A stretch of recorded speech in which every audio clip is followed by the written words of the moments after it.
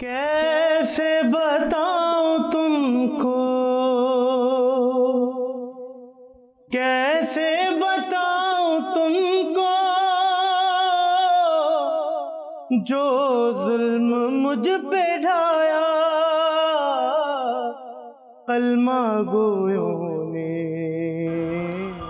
پڑا ہوں در پہ تیرے مثل کا یا زہرا، ملے فقیر کو خیرات جا یا زہرا۔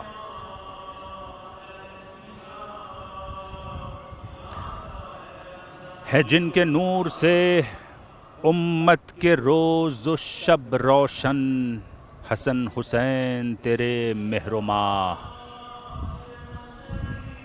یا زہرا۔ درود تجھ پہ ہو مصداق بضعۃ منی، درود تجھ پہ ہو مصداق بضعۃ منی، سلام تجھ پہ ہو گیتی پناہ یا زہرا۔ بھروں تو کیسے بھروں دم تیری غلامی کا، بھروں تو کیسے بھروں دم تیری غلامی کا، بہت بڑی ہے تیری بارگاہ یا زہرا۔ کہاں تو ایک نجیبہ عفیفہ پاک نظر، کہاں تو ایک نجیبہ عفیفہ پاک نظر، کہاں میں ایک اسیر گناہ یا زہرا۔ بھری ہیں در سے ہزاروں نے جھولیاں اپنی، میری طرف بھی کرم کی نگاہ یا زہرا۔ نہ پھیر آج مجھے اپنے در سے تو خالی، کہ تیرے بابا ہیں شاہوں کے شاہ یا زہرا۔ جیوں تو لے کے جیوں تیری دولت نسبت، مروں تو لے کے مروں تیری چاہ یا زہرا۔ بروز حشر نہ پرساں ہو جب کوئی، اس کا ملے نصیر کو تیری پناہ یا زہرا۔ السلام علیک یا فاطمۃ الزہراء، السلام علیک ایتھا الصدیقۃ الشہیدہ۔ بسم اللہ الرحمن الرحیم۔ حمد و شکر و ثناء اس رب العالمین کے نام جو خود نور ہے، خالق نور ہے، اور اس نے نورانی ہستیوں کا انتخاب کیا ہماری ہدایت و رہنمائی کے لیے۔ السلام علیکم ناظرین، امید ہے کہ بخیر ہوں گے، خوش آمدید۔ یہ خصوصی نشریات ہیں جو آپ کی خدمت میں پیش کی جا رہی ہیں بارگاہ معصومہ سے۔ یہ شب و روز ہیں شہادت صدیقہ اطہر حضرت فاطمہ زہرا علیہ السلام کی مناسبت سے، اور الحمدللہ آج یہ توفیق حاصل ہوئی ہے کہ ہم بارگاہ معصومہ میں حاضر ہوں اور صدیقہ اطہر کے سلسلے میں گفتگو کریں۔ مجھے خوشی ہے کہ آپ ہمارا ساتھ دے رہے ہیں، امید کرتا ہوں کہ آپ اس پروگرام میں آخر تک ہمارا ساتھ دے پائیں گے۔ آج ہم ارادہ رکھتے ہیں کہ اسی مناسبت سے ہم کچھ گفتگو کریں حضرت صدیقہ کبریٰ فاطمہ زہرا علیہ السلام کی ذات والا صفات اور آپ کی سیرت کے چند گوشوں کے حوالے سے۔ اگر آپ ساتھ دیں گے ہمیں خوشی ہوگی۔ الحمدللہ ہمارے ساتھ اس بزم میں موجود ہیں بہت ہی گراں قدر فاضل اور مبلغ اور عالم دین جو تبلیغ کا ایک طولانی تجربہ رکھتے ہیں، اور جن کو یہ شرف حاصل رہا ہے کہ جوار معصومہ میں رہتے ہوئے اپنی تعلیم کا سلسلہ آگے بڑھائیں اور یہاں پر حضرت معصومہ کے مجاور قرار پائیں۔ جناب مولانا ظہور مہدی مولائی صاحب، چلتے ہیں ان کے پاس اور گفتگو کا باقاعدہ آغاز کریں گے۔ قبلہ السلام علیکم ورحمۃ اللہ۔ علیکم السلام ورحمۃ اللہ وبرکاتہ۔ شکریہ اس بزم کے لیے آپ نے وقت نکالا، اور یہ باعث شرف ہے یقینی طور پر کہ شہادت صدیقہ کے ایام میں، ان شب و روز میں ہمیں اور آپ کو یہ توفیق اور شرف حاصل ہوا کہ بارگاہ معصومہ میں حاضر ہوں اور چند جملے حضرت صدیقہ کی عظمت کے حوالے سے آپ کی زبانی ہم سنیں گے. ابتدائی گفتگو. بسم اللہ الرحمن الرحیم. الحمد للہ رب العالمین وصلی اللہ علی محمد وآلہ الطاہرین. اللہم صلی علی امتک المخلصہ علی فاطمۃ الزہراء و ابیہا و بعلہا و بنیہا والسر المستودع فیہا والعن قاتلیہا اجمعین. میں بھی خداوند متعال کی بے نہایت حمد و ستائش اور حضرات محمد و آل محمد پر درود و سلام کے بعد اپنے ناظرین کی خدمت میں ان دردناک ایام شہادت سے متعلق ان کی مناسبت سے جو حضرت صدیقہ کبریٰ سلام اللہ علیہا کی شہادت سے متعلق ہیں تعزیت و تسلیت پیش کرتا ہوں. یقیناً یہ ایام نہایت غم کے ایام ہیں، لیکن ان ایام میں ہمارے لیے بہت سے درس اور پیغامات بھی پائے جاتے ہیں. چونکہ شہزادی کونین سلام اللہ علیہا کی زندگی جو فضائل اور مصائب سے بھری ہوئی ہے، اس میں ہمارے لیے بہت سے پیغامات، بہت سے درس ہیں. آپ نے دین اور انسانیت کے لیے جو قربانیاں دی ہیں، یقیناً ان سے ہمیں درس حاصل کرنا چاہیے، اور یہ ایسے پیغامات اور دروس حاصل کرنے کے بہترین مواقع میں سے ایک اہم موقع ہے.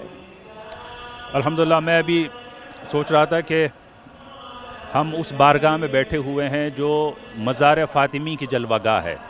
خود فاطمہ معصومہ، آپ کا نام فاطمہ ہے، اور آپ کی بارگاہ کو اس تربت کی جلوہ گاہ بتایا ہے علماء نے کہ جس کو سب ڈھونڈتے ہیں. اور ابتداً میں ایک مختصر سلام حضرت معصومہ کی بارگاہ میں پھر گفتگو کا آغاز کرتے ہیں. السلام علیک یا فاطمۃ المعصومہ، السلام علیک یا بنت رسول اللہ، السلام علیک یا بنت ولی اللہ، السلام علیک یا اخت ولی اللہ، السلام علیک یا بنت موسیٰ بن جعفر ورحمۃ اللہ وبرکاتہ. حضرت صدیقہ کے بارے میں گفتگو ہے. نقطۂ آغاز جو اس نور اطہر کا، وہ دیکھتے ہیں کہ وہ خود بہت ہی توجہ کا مرکز بنا تمام مورخین کی، تمام علماء کی. اور ہم دیکھتے ہیں کہ جب ولادت کی بات ہوئی، جو خود آپ کی حیات طیبہ کا پہلا چیپٹر ہم کہہ سکتے ہیں، تو اس میں خاص اہتمام ہمیں دکھائی دیتا ہے. مرسل اعظم کو خاص ہدایات دی گئیں، اور مرسل اعظم کو خاص تحائف سے نوازا گیا اس وقت، اور خاص لطف اور عنایت رہی پروردگار کی اس لمحے. یہ میں آپ کی زبانی سننا چاہوں گا کہ حضرت صدیقہ کی جو ولادت کا مرحلہ ہے وہ بہت ہی باعظمت ہے، اور خاص مراحل سے نبی مکرم اور مرسل اعظم کو گزرنا پڑا. کیا ہے یہ مرحلہ؟ یقیناً یوں تو شہزادی سلام اللہ علیہا کی مکمل زندگی فضائل اور کمالات سے بھری ہوئی ہے، اور قرآنی، روائی اور تاریخی حوالے سے آپ کی شخصیت مختلف پہلوؤں سے قابل غور ہے. اور آپ کی شخصیت ہر حوالے سے یوں تو بہت ہی عظیم ہے، لیکن ان میں ایک عظمت کا پہلو آپ کی ولادت باسعادت بھی ہے کہ جس میں اللہ نے خصوصی اہتمام فرمایا ہے. آپ کی ولادت اتنی اہم ہے کہ معراج جیسے باعظمت مقام پہ بھی جہاں بہت سی اسرار کی باتیں ہوتی ہیں، وہاں یہ گفتگو بھی سامنے آتی ہے، اور باقاعدہ خداوند متعال اپنے حبیب مکرم کو خطاب کرتے ہوئے فرماتا ہے، اے محمد ہم تمہیں فاطمہ کی بشارت دیتے ہیں. یقیناً یہ ایک عظمت کا پہلو ہے کہ معراج جیسے سفر پہ جو خالص روحانی، معنوی اور الہی سفر ہے، اور عبد خاص یعنی حضرت محمد مصطفیٰ صلی اللہ علیہ وآلہ وسلم اور معبود برحق کے درمیان ایک راز و نیاز کی گفتگو ہے، اس میں جناب سیدہ سلام اللہ علیہا کی ولادت باسعادت کی بشارت دی جاتی ہے. پھر جب آپ کی ولادت کے مراحل کو زمین پہ ہم قریب دیکھتے ہیں تو اس کے لیے بھی خاص اہتمام ہے کہ اللہ کے سب سے عظیم فرشتے کو بھیجا جاتا ہے، یعنی جبریل امین علیہ الصلاۃ والسلام حضور کی خدمت میں آتے ہیں اور سلام عرض کرنے کے بعد، اللہ کا سلام پہنچانے کے بعد یہ کہتے ہیں کہ آپ کو 40 دن تک اپنی محبوب شریک حیات حضرت خدیجۃ الکبریٰ سے اللہ نے دوری کا حکم دیا ہے۔ یہ اللہ کا پیغام لے کے وہ فرشتہ آتا ہے جسے فرشتہ وحی کہا جاتا ہے، جو سب سے عظیم فرشتہ ہے اور جس نے پورا قرآن حضور کے قلب پہ نازل کیا ہے۔ ایسا عظیم فرشتہ یہ اہم پیغام لے کے آتا ہے جو بی بی کی ولادت سے متعلق ہے۔ اس کا مطلب اللہ کی نظر میں بی بی کی ولادت کا موضوع بھی بہت اہم ہے۔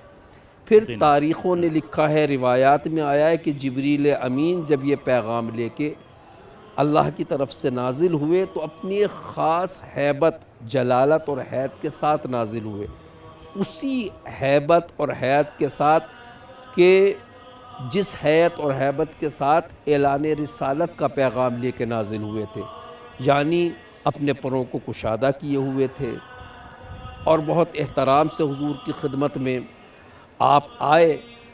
بالکل وہی حالت اور ہیبت جو اعلان رسالت کا پیغام آپ تک پہنچانے کے لیے جبریل کی تھی، وہی اس پیغام کو پہنچاتے وقت تھی، اور آپ نے سلام کے بعد پیغام پہنچایا۔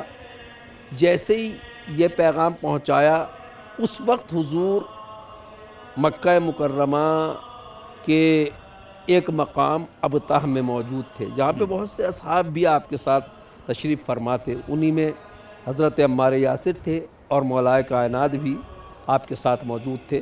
اسی وقت جبریل امین نازل ہوتے ہیں اور حکم دیتے ہیں 40 دن تک آپ حضرت خدیجۃ الکبریٰ سے دور رہیں۔ یہ اللہ کا حکم ہے۔ جیسے ہی پیغمبر اکرم نے اس فرمان کو سنا تو آپ اپنے گھر بھی تشریف نہیں لے گئے، بلکہ آپ نے عمار یاسر سے کہا کہ جا کے خدیجۃ الکبریٰ کو یہ پیغام دیں کہ میں آپ سے 40 دن تک دور رہوں گا، لیکن اس کی وجہ کوئی غصہ نہیں ہے، کوئی ناراضگی نہیں ہے، بلکہ یہ اللہ کا حکم ہے۔ اور پھر یہ کہا کہ اللہ کا حکم بھی کسی غیظ و غضب کی وجہ سے نہیں ہے، بلکہ اللہ تو آپ کو اتنا چاہتا ہے کہ ہر روز چند مرتبہ اللہ فرشتوں کے سامنے آپ کی ذات پہ فخر و مباحات کرتا ہے۔ اللہ کی مصلحت ہے، اس کا حکم ہے، لہٰذا میں آپ سے دور رہوں گا۔ یعنی ایک طرح سے اللہ سبحانہ و تعالیٰ آپ کو ام الائمہ کی ذات والا صفات کے لیے آمادہ کرنا چاہتا ہے۔ جی، یہ عظمت ہے بی بی کی کہ 40 دن تک آپ تمام اس مادی دنیا سے تمام تر الگ ہوں اور اللہ سے راز و نیاز میں مشغول ہیں، اور 40 دن بھی فقط الگ نہیں رہنا ہے، بلکہ اس طرح سے پیغمبر اکرم نے یہ 40 دن گزارے کہ آپ دن بھر روزے سے رہتے تھے اور راتوں کو عبادتیں کیا کرتے تھے۔ ظاہر ہے کہ پیغمبر اکرم اس مرحلے کے علاوہ بھی اس کائنات کے سب سے بڑے عارف ہیں، سب سے بڑے عابد ہیں، سب سے بڑے روزہ دار ہیں۔ اس کے باوجود کہ آپ بہت زیادہ عبادتیں کیا کرتے تھے، آپ کی زندگی میں روزے بھی دوسروں سے زیادہ پائے جاتے تھے، لیکن جب یہ مرحلہ پیش آتا ہے تو خاص طور سے 40 دن تک مسلسل آپ عبادت میں گزارتے ہیں، راز و نیاز میں گزارتے ہیں، روزہ رکھتے ہیں، راتوں کو نمازیں پڑھتے ہیں۔ اس کیفیت سے یہ دن گزرتے ہیں آپ کے۔ میں تھوڑی دیر کے لیے یہاں پر گفتگو روکتا ہوں، وقت تو چلا ہے ایک وقفے کا۔ لیکن ناظرین، ہم گفتگو سن رہے ہیں ظہور مولائی صاحب کی زبانی، اور آپ فرما رہے ہیں کہ جب خلقت کی بات ہوئی اور خلقت کا فیصلہ ہوا کہ فاطمہ کو خلق کیا جائے اور فاطمہ کو زمین پر بھیجا جائے ایک بشر کی شکل میں، تو اس کے لیے کیا اہتمام قدرت نے کیا، عالم تکوین اور عالم معنی میں کس قدر اہمیت تھی اس قضیے کی اور اس معاملے کی، یہ ہم سمجھنے کی، کسی حد تک درک کرنے کی کوشش کر رہے ہیں، تاکہ اس جملے کی عظمت کو ہم محسوس کر سکیں کہ جس میں حضرت صدیقہ نے فرمایا تھا کہ صبت علی مصائب لو انہا صبت علی الایام سرن لیالیا، وہ شہادت کے ایام کہ بہرحال ظاہر ہے کہ ایک بہت ہی کربناک اور دردناک جملہ ہے جو ان ایام میں بکثرت آپ سنتے ہیں کہ میرے اوپر وہ مصائب پڑے کہ اگر دنوں پر پڑتے تو وہ تاریک راتوں میں تبدیل ہو جاتے۔ اس کے کرب کو ہم اس وقت سمجھیں گے جب ہم عظمت زہرا کو سمجھیں کہ اللہ نے فاطمہ کے لیے کس قدر اہتمام کیا ہے اور کس طریقے سے نبی مرسل کو اور مرسل اعظم کو جو ہے پابند بنایا ہے اور خاص ہدایات ان کو کی ہیں۔ جی آپ نے کچھ حقائق کی طرف اشارہ کیا اور ان ہدایات کی طرف جو خداوند باری تعالیٰ نے مرسل اعظم کو کی اس وقت کے جب فیصلہ کیا کہ زہرا کو زمین پر بھیجا جائے۔ جی یہ آمادگی حضرت صدیقہ طاہرہ کی ولادت کے سلسلے میں کہ خالص کریں اپنے کو، جو رسول سب سے زیادہ خالص تھا اللہ کے لیے، اسے حکم دیا گیا کہ وہ مادیات سے بالکل کنارہ کشی اختیار کر کے صرف اللہ کے لیے وقف کریں اپنے شب و روز کو، اور 40 دن اسی طرح سے گزاریں۔ اب جب 40واں دن پورا ہو جاتا ہے تو پھر اللہ کا فرشتہ، جو فرشتہ وحی ہے، امین الہی ہے، جبرائیل امین، پھر نازل ہوتے ہیں اور کہتے ہیں کہ اب اپنے کو آپ آمادہ کریں، باقاعدہ تیار ہو جائیں تاکہ اللہ اپنا تحفہ آپ کو عنایت کر سکے۔ فاطمۃ الزہرا کا ایک لقب تحفہ الہیہ، تحفۃ اللہ ہے۔ اس تحفے کے لیے، اس ہدیے کے لیے آپ اپنے کو آمادہ کریں جو اللہ ان 40 دن کی ریاضت کے بعد آپ کو عنایت کرنا چاہتا ہے۔ آپ فرماتے ہیں جبریل بتاؤ تو صحیح ایسا وہ کون سا بعظمت تحفہ ہے جو اللہ مجھے دینا چاہتا ہے؟ تو جبریل کہتے ہیں لا علم لی، اس کا علم مجھے بھی نہیں ہے کہ اللہ آپ کو رسالت عظمیٰ کے بعد، امامت عظمیٰ کے بعد کون سا تحفہ عنایت کرنا چاہتا ہے۔ یہ گفتگو ہو ہی رہی تھی کہ اللہ کا فرشتہ میکائیل نازل ہوتا ہے اور ان کے ساتھ اسرافیل بھی نازل ہوتے ہیں، اور یہ دونوں ایک بہشتی تشت اور خان لے کے نازل ہوتے ہیں جس پہ بہت گراں قدر کپڑا پڑا ہوا ہوتا ہے۔ یہ تشت اور خان ڈھکا ہوا ہوتا ہے بہشتی کپڑے سے جو بہت زیادہ قیمتی معلوم ہوتا ہے اور چمکدار، وہ حضور کی خدمت میں پیش کیا جاتا ہے اور کہا جاتا ہے آپ اسے کھولیے اور اسے تناول فرمائیے۔ اس میں غذائے جنت تھی، آب تسنیم تھا، تسنیم کا پانی تھا۔ حضور نے اللہ کی حمد و ثنا کے بعد وہ جنت کے پھل آپ نے کھائے، تناول فرمائے اور پھر وہ پانی پیا۔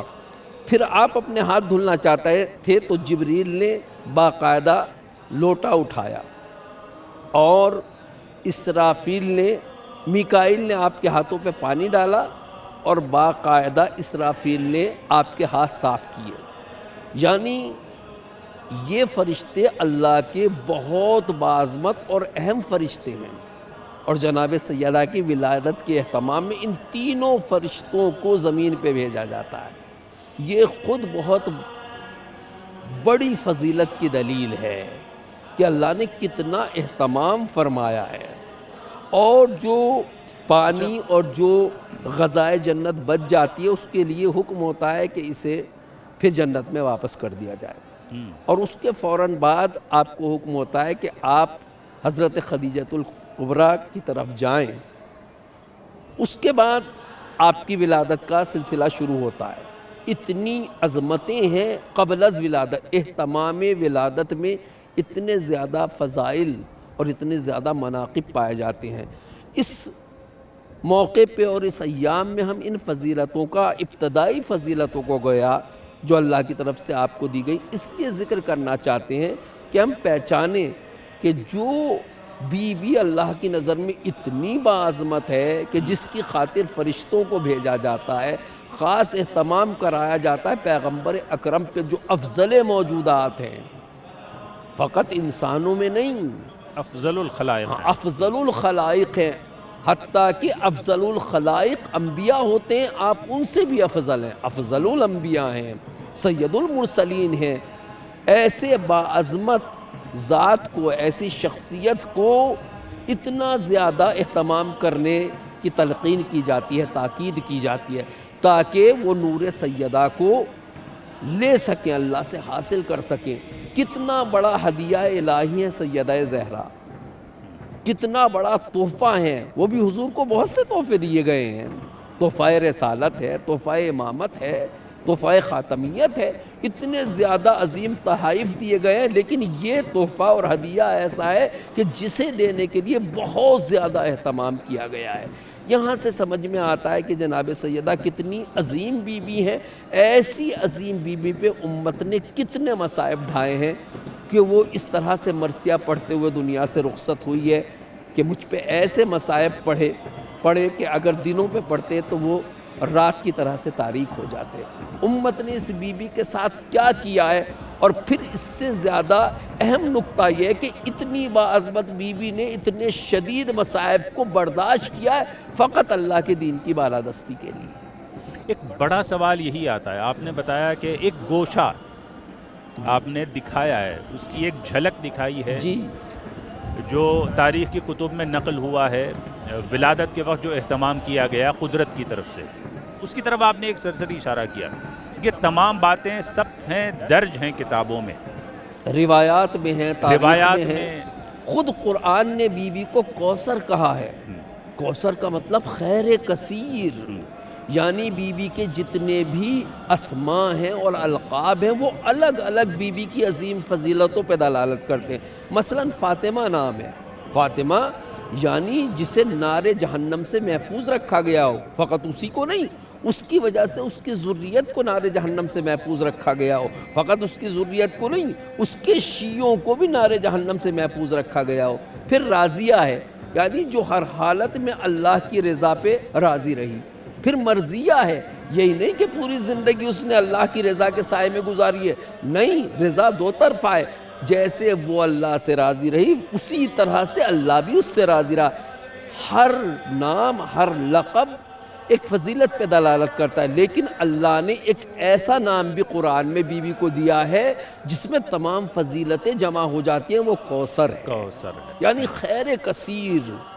جو بی بی خیر کثیر بن کے آئی ہو اس کے مصائب بھی کثیر ہیں۔ یہ ایک بڑا سوال ہے، کوشچن مارک، کہ جس عظمت کا آپ نے ذکر کیا، توقع یہ تھی اور فطری طور پر یہ ذہن میں آتا ہے کہ جب یہ تمام حقائق درج ہیں، محفوظ ہیں اور یہ نقل ہوئے ہیں، معتبر زبانی نقل ہوئے ہیں، تو ایسی ہستی کے سامنے پوری عالم خلقت دست بسینہ احترام میں کھڑی ہو، یقیناً، اور احترام میں اس کا سر جھکا ہو اس آستانے پر، لیکن اس کے برخلاف دکھائی دیا۔ بہت مختصر جاننا چاہوں گا کیونکہ وقت میں شاید زیادہ گنجائش نہ ہو، کیوں؟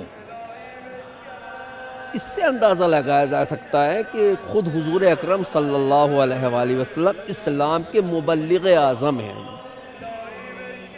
جتنے بھی انبیاء الہی تبلیغ دین حق کے لیے آئے انہیں مصائب کی منزل سے گزرنا پڑا ہے، چونکہ اس عالم مادہ میں آنے کے بعد انسان زیادہ مادیت کی طرف راغب ہوتا ہے، اور اس مادیت کی راہ میں جن چیزوں کو بھی اپنے لیے مزاحم اور رکاوٹ کا سبب سمجھتا ہے انہیں ہٹانے کی کوشش کرتا ہے۔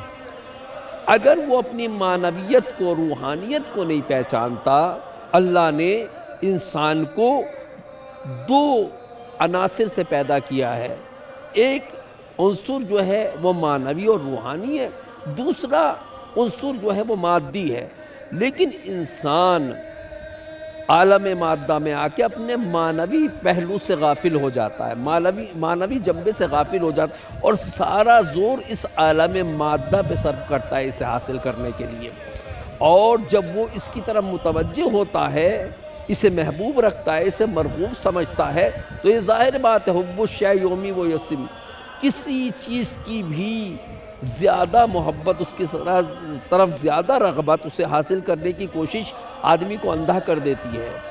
میں سمجھتا ہوں شاید یہ ہمارے لیے ایک عبرت کا مقام ہو سکتا ہے، یعنی اس دور میں لاکھوں نگاہیں وہ تھیں کہ جنہوں نے ان ہستیوں کو دیکھا ہے براہ راست، بالکل، اس کے باوجود لڑکھڑا گئے، جی بالکل، اس کے باوجود اس نہج پر آگے نہیں بڑھ سکے جو ان کے سامنے رکھا گیا۔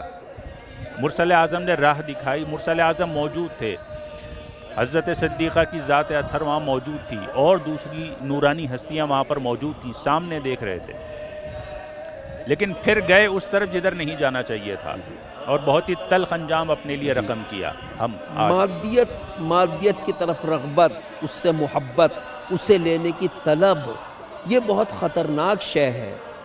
اس طلب میں بھائی بھائی کو نہیں پہچانتا، باپ بیٹے کو نہیں پہچانتا، بیٹا باپ کو نہیں پہچانتا.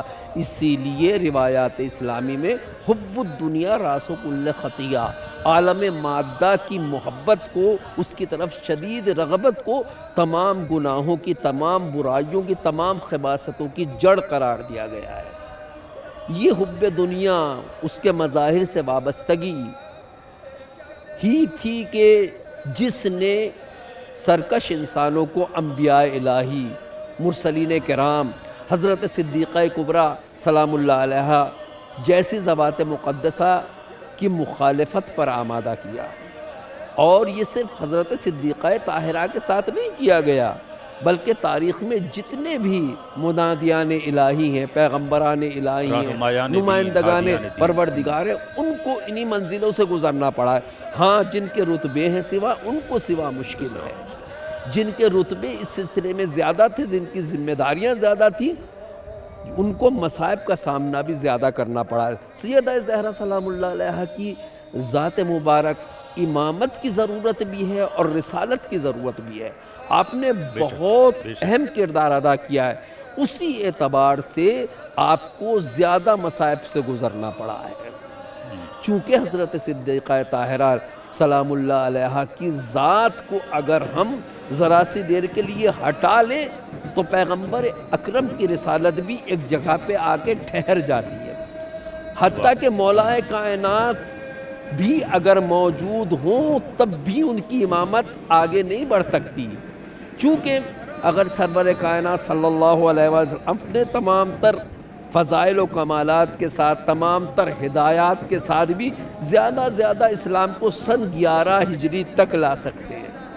مولا کائنات حضور کے بعد زیادہ اس دین کو سن 40 ہجری تک لے جا سکتے ہیں.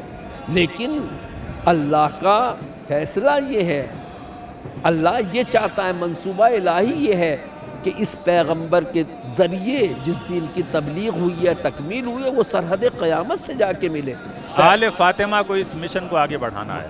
فاطمہ اگر نہ ہو تو یہ دین زیادہ سن 40 ہجری تک رہے گا. لیکن فاطمہ رسالت و امامت کے درمیان میں آتی ہیں، ایک ایسی نسل تیار کر کے جاتی ہیں، چھوڑ کے جاتی ہیں، جو نسل اتنی مبارک ہے کہ وہ اس دین کو سرحد قیامت سے لے جا کے ملا دے. سبحان اللہ، سبحان اللہ. بہت خوب. یہ ایک قطرہ تھا جس کی طرف ہم نے ایک اشارہ کرنے کی کوشش کی، حضرت یقیناً جس کی طرف اشارہ کرنے کی کوشش کی ہم نے بارگاہ معصومہ میں بیٹھ کر. حضرت صدیقہ اطہر نقطہ اتصال ہیں نبوت اور امامت کا یقینی طور پر، اور یہ باعث شرف ہے ہمارے لیے کہ ہم اس بارگاہ سے منسلک ہیں، اس بارگاہ سے وابستہ ہیں. اور ساتھ ہی ساتھ یہ شرف آج کی شب ہمیں حاصل ہوا کہ ہم اس بارگاہ میں بیٹھ کر آپ سے مخاطب ہوں کہ جس کو تربت فاطمی کی جلوہ گاہ سمجھا جاتا ہے اور قرار دیا گیا ہے. اس ایسے موقع پر اور ایسے ماحول میں اور ایسے دور میں کہ جب ہر نظر اس تربت کو تلاش کرتی ہے، تو ہمارے جو ہادی ہیں، ہمارے جو رہنما ہیں، ہمارے علماء جو ہیں، وہ رہنمائی فرماتے ہیں کہ آئیں اس بارگاہ میں آ جائیں. یہاں پر جو ہے وہ تسلی مل جاتی ہے، یہاں پر ذرا قرار آ جاتا ہے بے قرار دلوں کو. الحمدللہ شکر گزار ہوں. انشاءاللہ یہ گفتگو کا سلسلہ مزید جاری رہے گا. ناظرین میں آپ کا بھی شکر گزار ہوں، آپ نے اس گفتگو میں ہمارا ساتھ دیا. ہم ان ایام میں آپ کی خدمت میں رہیں گے اور کچھ گفتگو مزید رہے گی حضرت صدیقہ کے حوالے سے، اس آرزو، تمنا اور دعا کے ساتھ کہ آپ کو بھی اس بارگاہ میں آنا نصیب ہو کہ جو جیسا کہ ہم نے بتایا کہ فاطمہ زہرا صدیقہ اطہر کی یاد دلاتی ہے. السلام علیکم یا فاطمہ، السلام علیکم یا اہل بیت النبوہ و معدن الرسالہ. التماس کیسے بتاؤں تم کو، کیسے بتاؤں جو ظلم مجھ پہ ڈھایا کلمہ گویوں نے، ہے بابا بعد تیرے مجھ کو بہت ستایا۔